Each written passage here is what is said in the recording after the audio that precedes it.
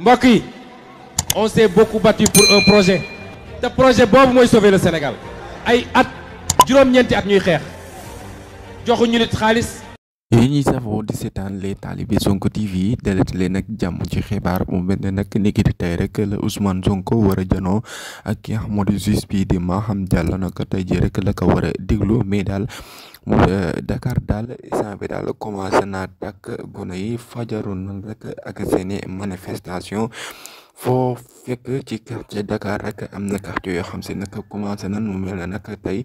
jeunesse bi tey dañoo fajaru trop nag pour rek bañ ak seen leader bi nga xamante ne nag moo di Ousmane Sonko pour rek ñu bañ ka sàkkal pexe ne Ousmane Sonko rek tey la ñuy xam ba xam day ñibbi fi nga xam se nag moom moo di këram wala dañ ko yóbbu prison mais daal gàtt rek la Ousmane Sonko wootee mais daal. mbokk yi on s'est beaucoup battu pour un projet